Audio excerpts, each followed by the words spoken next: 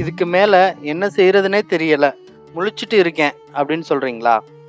வாழ்க்கையில இனி ஒண்ணுமே இல்ல, எல்லாமே முடிஞ்சது அப்படின்னு நினைச்சிட்டு இருக்கீங்களா? உங்களுக்கு இந்த கதை அந்த சூழ்நிலையில இருந்து மீள்றதுக்கு ஒரு உத்வேகத்தை கொடுக்கும். கதைக்குள்ள போகலாம். இது தமிழமுது. நான் உங்கள் அருண். முன்னொரு காலத்துல கிரேக்க நாட்டுல ஒரு சிறு பகுதியை ஜிஎஸ் அப்படின்னு ஒரு மன்னன் ஆண்டு வந்தான். அவனுக்கு மக்கள் கிட்ட நல்ல பேர் இல்லைங்க. ஏன்னா அவன் ஒரு கொடுங்கோல் மன்னன்.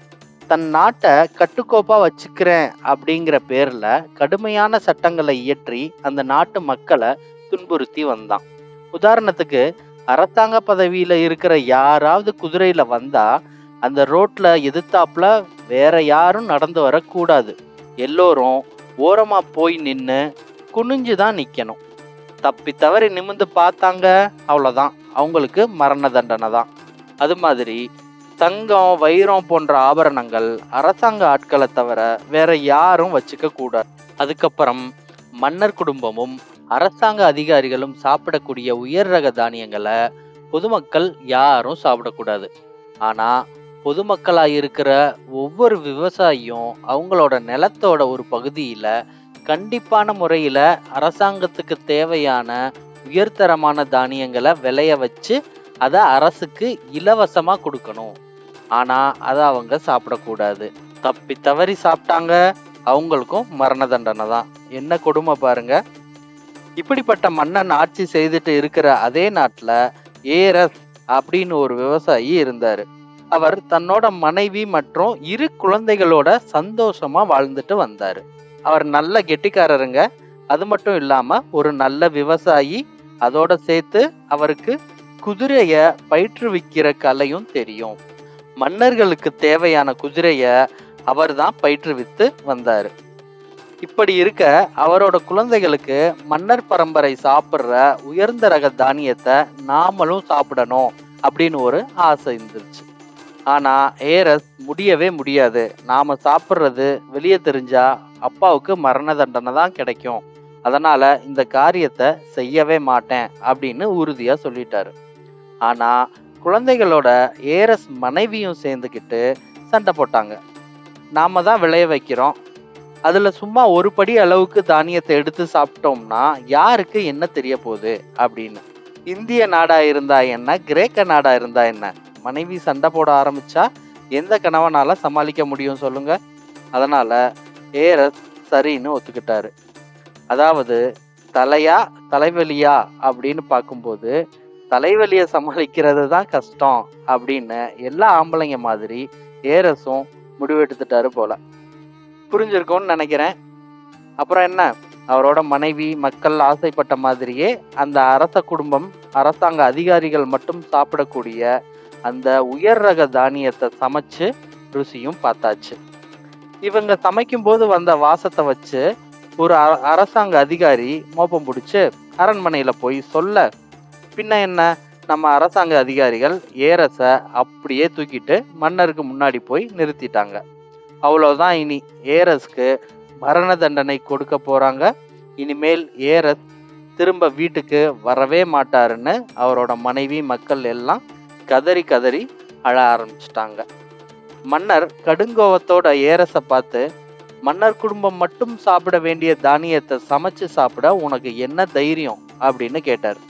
அதுக்கு நம்ம ஏரஸ், மன்னா, எங்க வீட்டுல அந்த தானியத்தை சமைச்சது என்னவோ உண்மைதான், ஆனா அதை நாங்க யாரும் சாப்பிடல அப்படின்னு சொன்னாரு. சாப்பிட்றதுக்கு சமைக்காம மோந்து பார்க்கவா சமைச்சிங்க அப்படின்னு சபையில இருக்கிறவங்க கேட்டு சிரிக்க, அதுக்கு நம்ம ஏரஸ் பொறுமையா ஒரு வித்தியாசமான பதில சொன்னாரு. மன்னா, நாங்கள் சமைச்சோமே தவிர அதை நாங்க சாப்பிடல.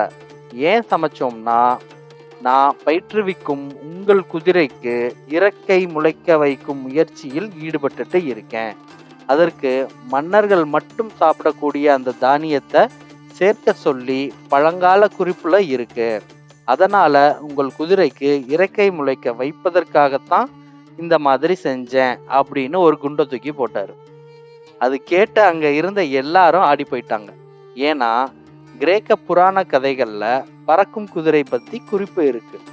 அப்புறம் அந்த கூட்டத்துல இருந்து ஒரு மந்திரி, இவர் பொய் சொல்றாரு, நம்ம புராணங்கள்ல பறக்கும் குதிரை பத்தி குறிப்பு இருக்கு. ஆனா அந்த குதிரையை உருவாக்க அரச குடும்பம் சாப்பிடும் தானியங்களை கொடுக்கணும்னு எங்கேயும் நான் படிச்சதில்ல அப்படின்னு சொன்னார். அதுக்கு பதில் சொன்ன நம்ம ஏரஸ், வம்சாவளியா குதிரைய பயிற்றுவிக்கும் என்னோட முன்னோர்கள் இதற்கான குறிப்பு எழுதி வச்சுட்டு தான் போயிருக்காங்க அப்படின்னு சொல்லி அந்த குறிப்பை கூட தாங்கிட்ட இருக்குன்னு சொன்னாரு. மன்னன் உடனே ஏரஸோட வீட்டுக்கு ஆள் அனுப்பி அந்த குறிப்பை எடுத்துட்டு வர சொன்னாரு. அதுல அவர் சொன்ன மாதிரியே குறிப்பும் இருந்துச்சு. இருந்தாலும் மன்னனுக்கு சந்தேகம்தான். அதனால ஏரஸ் கிட்ட பறக்கும் குதிரையை உருவாக்குவதற்கு உனக்கு எவ்வளவு அவகாசம் தேவைப்படும் அப்படின்னு கேட்க, அதுக்கு ஏறத்தாழ 5 வருடங்கள் தேவைப்படும் அப்படின்னு ஏரஸ் சொல்ல, மன்னனோ 5 வருடம் காத்திருக்க முடியாது, 2 வருடத்துல நீ அந்த குதிரையை எனக்கு உருவாக்கி காட்டுற, இல்லாட்டி இப்ப நிகழ்த்தப்பட வேண்டிய மரண தண்டனை உனக்கு அப்போ கொடூரமா நடத்தப்படும் அப்படின்னு சொல்லி இப்போதைக்கு விடுதலை பண்ணாரு. விடுதலையாகி வீட்டுக்கு வந்த ஏரஸ் கிட்ட மனைவியும் மக்களும் மன்னிப்பு கேட்டு ரொம்ப அன்பா நடந்துகிட்டாங்க. நம்மளோட ஆசைதான் ஏரஸ இந்த நிலைமைக்கு கொண்டு வந்துச்சு அப்படின்னு ரொம்ப வருத்தப்பட்டாங்க. சில நாள் கழிச்சு மனைவி ஏரஸ் கிட்ட, என்கிட்ட கூட அந்த பறக்கும் குதிரையை பத்தி நீங்க எதுவுமே சொல்லலையே அப்படின்னு கேட்க, இந்த ரணகலத்திலையும் உனக்கு உன் பிரச்சனை தான் முக்கியமோ அப்படின்னு இவர் மனசுக்குள்ளே நினைச்சுக்கிட்டு ஒரு உண்மைய சொன்னாரு. அவர் சொன்ன மாதிரி அவரோட முன்னோர்கள் பறக்கும் குதிரையை பத்தி எந்த குறிப்பும் எழுதல. நம்ம ஏரஸ் தான் இந்த மாதிரி ஏதாவது பிரச்சனை வந்தா என்ன செய்யலாம்னு யோசிச்சு பழங்கால குறிப்பு மாதிரியே ஒரு குறிப்பை உருவாக்கி முன்னெச்சரிக்கையா வச்சிருந்தாரு. இதை தெரிஞ்சுக்கிட்ட அவரோட மனைவிக்கே தூக்கி வாரி போட்டுடுச்சு. இப்போ தண்டனை கிடைச்சிருந்தா கூட எப்பயும் கொடுக்கிற மரண தண்டனையா இருந்திருக்கும். 2 வருடங்கள் கழிச்சு கிடைக்க போற மரண தண்டனை கொடூரமா இருக்கும்னு அவ ஏங்கி ஏங்கி அழுதா. மனைவிய ஆறுதல் படுத்திட்டு இந்த 2 வருடம் நாம சந்தோஷமா வாழணும்னு முடிவெடுத்து சந்தோஷமா வாழ்ந்துட்டு இருந்தாரு ஏரஸ். அப்பப்போ அரசாங்க அதிகாரிகள் இவர்கிட்ட வந்து குதிரையோட நிலவரம் பற்றி கேட்டு தெரிஞ்சுக்கிட்டு போவாங்க. ஒவ்வொரு தடவையும் எதையாவது சொல்லி சமாளிச்சு அனுப்பிச்சிட்டு இருந்தாரு ஏரஸ்.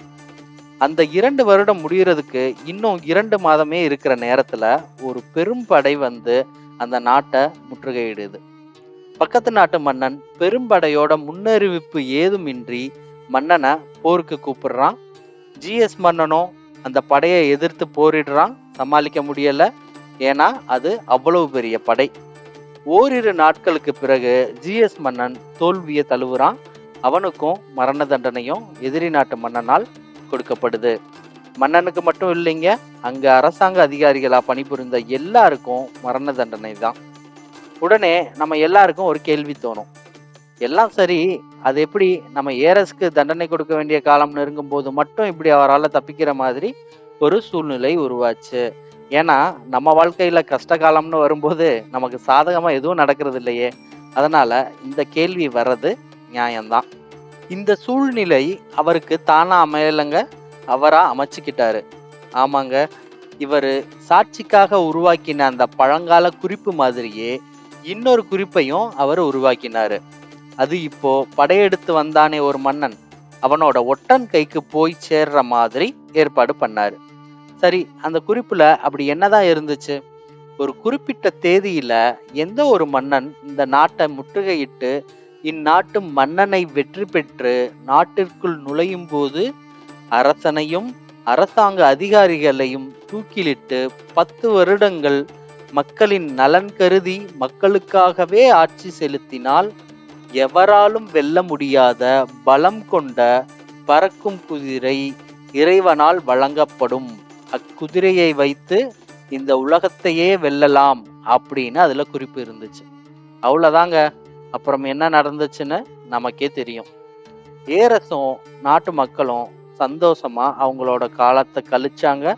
மன்னனுக்கு ஒவ்வொரு 10 வருஷத்துலயும் மக்கள் சந்தோஷமா இல்லை போல அப்படின்னு இன்னும் நல்லா ஆட்சி புரிஞ்சு குதிரையை நினைச்சே அவனோட காலமும் சில வருடங்கள்ல முடிஞ்சு போச்சு. அடுத்ததா அவருடைய புதல்வனும் நல்ல ஆட்சி புரிந்தான். அவ்வளவுதாங்க இந்த கதை. இந்த கதையில வர மாதிரி நம்ம வாழ்க்கையிலையும் சில சமயம் அவ்வளவுதான், முடிஞ்சு போச்சு, இனிமேல் நம்மால எந்திக்கிறதுக்கு வாய்ப்பே இல்லை அப்படின்னு சுச்சுவேஷன் வரும். ஆனா அந்த சுச்சுவேஷன்லயும் நமக்குன்னு ஒரு கதவு எங்கேயாவது கண்டிப்பா இருக்கும். அதை தேடி பிடிச்சு திறக்க வேண்டியது மட்டும்தான் நம்மளோட வேலை. இப்போ இந்த கதையில அவரு முன்னெச்சரிக்கையா செஞ்ச சில விஷயங்கள் அவரை இந்த அளவுக்கு காப்பாத்தி இருக்கு. அது மாதிரி நாமளும் முன்னெச்சரிக்கையா சில விஷயங்களை பண்ணி இருந்தோம்னா நம்மளோட கஷ்ட காலத்துல அது நமக்கு கை கொடுக்கும். உதாரணத்துக்கு நாம முக்காவாசி பேரு பிரைவேட் கம்பெனி இல்லாட்டி சிறு தொழில் பண்ணிட்டு இருப்போம். என்னைக்கு வேணாலும் நமக்கு வேலை காலியாகலாம். என்னைக்கு வேணாலும் நம்மளுடைய பிசினஸ்க்கு தேவைகள் குறைந்து போகலாம். கொரோனா காலம் நம்ம எல்லாருக்கும் ஞாபகம் இருக்கும். அந்த மாதிரி நேரங்கள்ல அடுத்து நாம என்ன செய்ய போறோம் அப்படிங்கிறதுக்கு ஒரு வழி இப்ப இருந்தே நாம பண்ண ஆரம்பிச்சோம் அப்படின்னா பின்னால நாம தப்பிச்சுக்கலாம். அதனால எந்த ஒரு சூழ்நிலையும் இதுதான் கடைசி அப்படின்னு இல்லை. உங்களுக்கான கதவை தேடி பிடிக்கணும். அதுக்கான சந்தர்ப்பத்தையும் உங்களுக்கு கடவுள் கொடுக்க வேண்டும் என்று வேண்டி இந்த கதையை முடித்துக் கொள்கிறேன். தமிழமுது சேனலுக்கு உங்களுடைய சப்போர்ட்டை தந்து உதவுங்க.